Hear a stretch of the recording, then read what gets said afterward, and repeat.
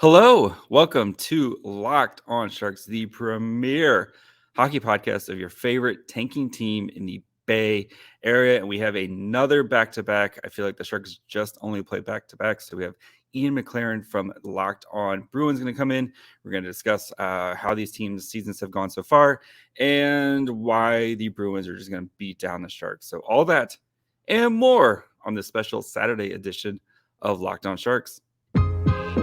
You're Locked on Sharks, your daily podcast on the San Jose Sharks. Part of the Locked On Podcast Network, your team every day.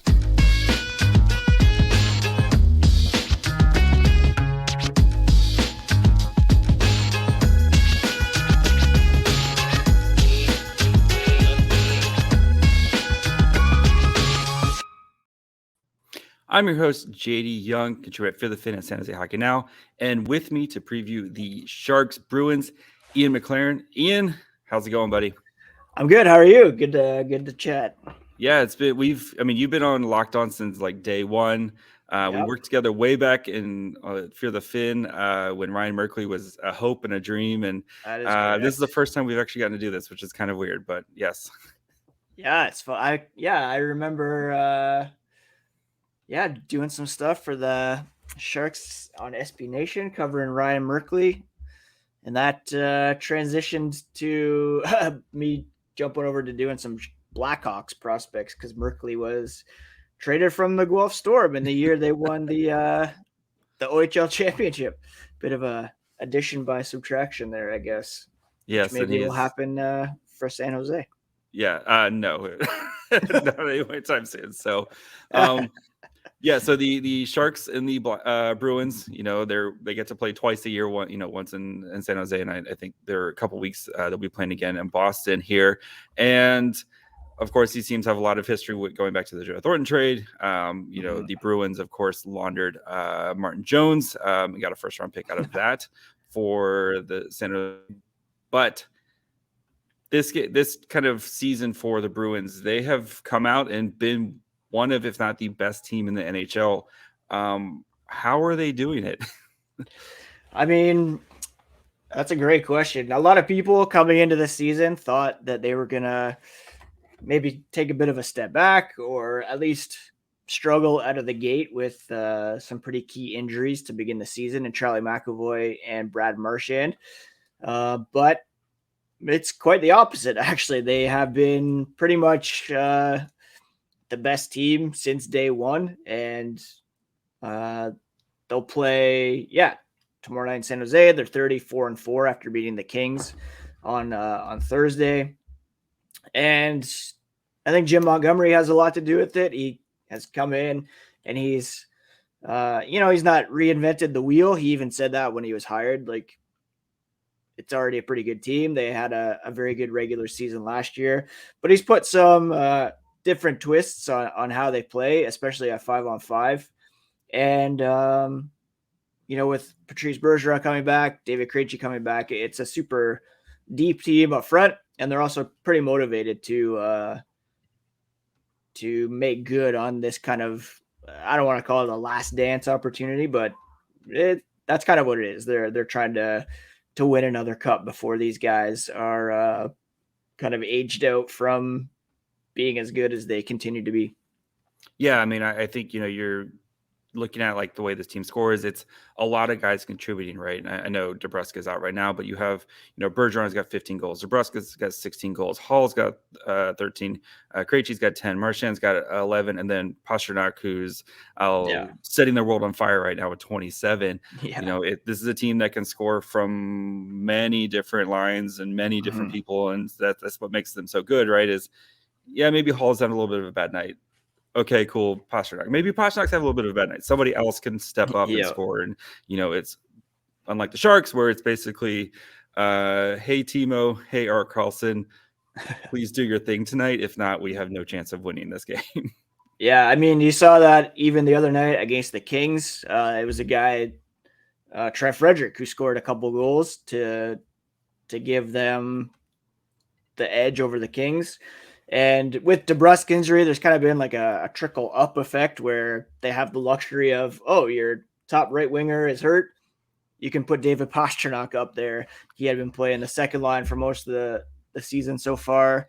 And then, you can have Taylor Hall, who had been playing on the second line or the third line, jump up to the second line. And Trent Frederick just benefiting from playing with some more established guys like Charlie Coyle and Nick Foligno even. And he's been a big part of Boston's success this season, believe it or not. He was much maligned last year for having a huge, not huge contract, but big for him at this point in his career and really being injured and in and out of the lineup.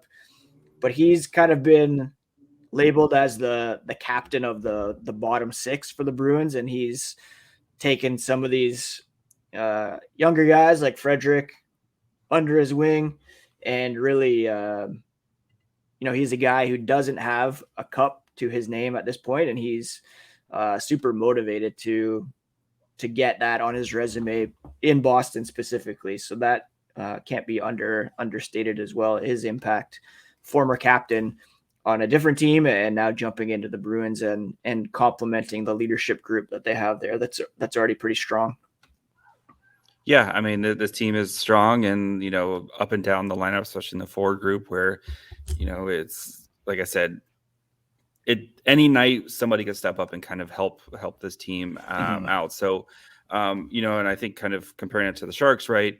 Sharks they're bad. They stink. It's pretty simple watching them night in and night out. But there has been some nice glimmers. Erik Karlsson is having his renaissance season. And unreal. Potential Norris candidate. I think if he gets over 100 points right now, he's on track or on pace. He's got to be the favorite at this point. Do you think? If he's the first defenseman to get 100 points since what was that? I said he's got to be the favorite at this point, I would think. I think Makar's still the betting favorite. Right. But I mean, when you play for the Avs and stuff, and Makar is an amazing player, but I think if Karlsson gets to that 100-point threshold, which we haven't seen a defenseman do since Brian Leetch, 91, 92, and especially with how much he contributes to the Sharks, even though the Sharks are a bad team. The Sharks scored 38 goals in the month of December. He had 19 points on 38 goals. Oh my God. Yes, he is the engine for this team, and it's been nice to kind of see him getting back to that. And the way he is the Sharks. Him and Timo Meier, the way they work together, and the way Erik Karlsson can kind of be the engine for this team, and that's kind of been the only way that they've actually been watchable this season. Because if not, the defense behind Erik Karlsson. You have Mark-Edward Vlasic's corpse, Mario Ferraro, Matt Benning, a bunch of guys who would be like fifth or sixth defenseman on most teams. But Erik Karlsson, he's amazing. So before we get into kind of the matchup, how we see this game going on, do want to take a quick break, let you guys know about our friends over at Built Bar. If you guys haven't checked out Built Bar by now, you guys are missing out, especially with the news right now with Built Bars, where you can actually get them in stores now. So you want to order them. They have a bunch of awesome flavors online. I like the variety pack that way, kind of covers whatever you're feeling for that day. But with Built Bar, they're great because they're low fat, low calorie. They taste like a candy bar covered in 100% real chocolate, have 130 calories and 4 grams of sugar and a whopping 17 grams of protein. But if you need that right now, you can head over to your local Walmart or Sam's Club. Walmart, they have a 4-pack of the cookies and cream, double chocolate, or coconut puffs. Or if you go to Sam's Club, you get the big 13-bar box with their hit flavors, brownie, batter, and churros. So either go to Built.com and order, or head to your nearest Walmart or Sam's Club and pick up a box today. So good. They're so good, yes. Okay, so the Sharks coming off a back-to-back. So we don't know what happened Friday night. So if something crazy happens, please excuse us. Hopefully nothing super crazy. But okay, the Bruins win this game if what, Ian? Oh, I think I mean no disrespect intended, but it might not take too much for for the Bruins. They're on a 3-game California road trip. They played the other night in LA. For whatever reason, instead of playing staying in the area and playing Anaheim next. They had to travel up to the Bay Area, and then they're going back down for the game in Anaheim on Sunday. Jeremy Swayman got the start against the Kings. He played pretty well. I would expect that they'll give Linus Ullmark the start against the Sharks. And, I neglected to mention him as one of the reasons why they've been so good. He, I would say, is at the top of the list for Vezina consideration at this point. He's like 21, 1-1, tops in save percentage, goals against average. And yeah, he's been on his game all season long. So if he starts, that will give the Bruins a pretty good chance. And,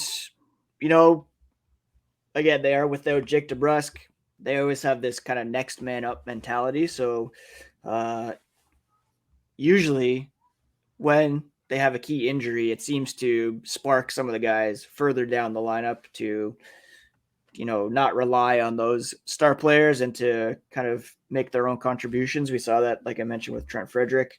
So yeah, the Bruins can, I guess, typical kind of stuff, stay out of the penalty box, play a smart road game, put in that full 60 minutes, and get kind of a typical for this season game at Linus Ullmark. They'll have a pretty good shot to beat the Sharks, I would think. Yeah, and I looking at this, usually the Sharks have kind of a little bit of a special teams edge. Not in this case. The Sharks penalty kill is second in the league. The Bruins is number one. So even if the Sharks get on the power play, their Sharks power play struggled at the beginning of the season, especially with the new system with David Quinn, but it's been much, much better kind of since the Halloween. They went 11 for 12 in games in December where they scored on the power play. Again, thank you, Erik Karlsson. But, again, this Bruins penalty kill is dynamite. And so any opportunity the Sharks would usually have on the special teams, so, the Sharks formula has been play decent at 5-on-5 and try to win the special teams battle, and you put yourself in a chance to win it. And this game, the Bruins have the edge anywhere for across the board, right? I mean, goaltending, James Reimer is going to be starting, and James Reimer has been solid this year, but Ullmark is on another level right now. Insert that 2013 photo of James Reimer on the face down on the ice with the Bruins having erased the 4-1 lead. Poor James Reimer. I know it's going to be sad when he gets traded to Toronto and it happens all over again. So, but I'm struggling to find, unless Erik Karlsson, which we have seen plenty of times this night, is that Erik Karlsson is just like, I'm going to be the best player on the ice tonight, and there's nothing you can do about it. And Karlsson's already had 3 4-point games this season, and it would be tough to do against this goaltending. But if there's anybody who can kind of just be the best player on the ice, it's Erik Karlsson. There were plenty of games where when he was with the Ottawa Senators, obviously playing the Bruins quite a bit more than he does now, where he would regularly just pick them apart. Specifically, I remember that 2017 playoff round that they had, and he had that one just insane kind of red line to blue line pass to Mike Hoffman that is just burned into my memory as a classic Erik Karlsson type of play. So yeah, if anybody can burn them, it could very well be him for sure. Yeah, Erik Karlsson, he's been, and especially right now, the Sharks, they've had a bit of a break. I know they're playing Friday night, and then they'll be traveling back to San Jose. So they're kind of on the same boat here. We're playing the Ducks, and then you got to travel back to San Jose. But I think that's kind of, if Erik Karlsson and Timo Meier can kind of team up to do something special, I think that's kind of the key. But I've been very much on the please be bad, and this looks very much like a win for the Bruins. So who do you got winning? I mean, it's difficult. It used to be difficult anyways to take even 2 of 3 from a California road trip. Not as much these days. So I would probably, assume it's safe to say the Bruins will win. It's interesting while you were talking about the Sharks right now, how close it seemed like David Quinn was going to be hired by the Bruins this past summer.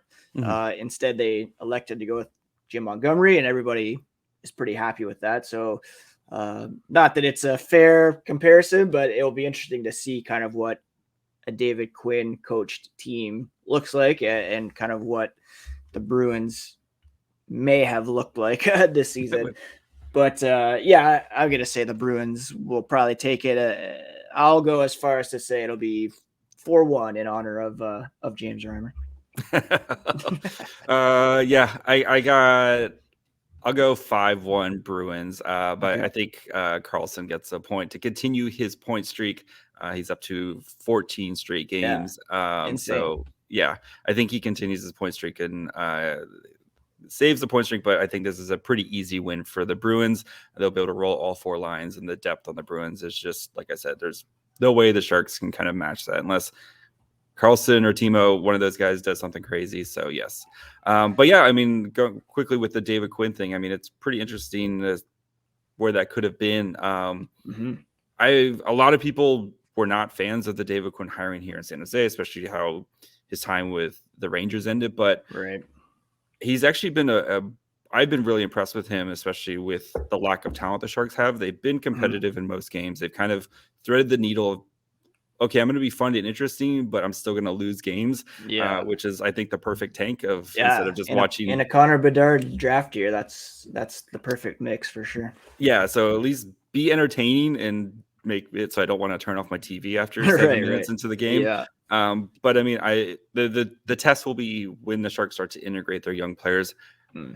How will David Quinn do that? Especially because we know with the Rangers how he was very hesitant or had a short leash. So we'll see if he's learned from his mistakes there. So, Ian, where can the people find you? Yeah, Locked On Boston Bruins, available anywhere you get podcasts, as well as on YouTube. People can follow the podcast on social media at Locked NHL Bruins, and they can find me at ENC McLaren on Instagram and Twitter as well. Of course, you can find me on Twitter at myfryhole, making terrible jokes. You can follow the show on Locked On Sharks at Twitter, Facebook, and Instagram. Listen wherever you get podcasts: Apple, Spotify, Amazon Music, you name it. You can listen to it. You can find us there. And then, of course, watch on YouTube as well. Until Monday. Bye, friends.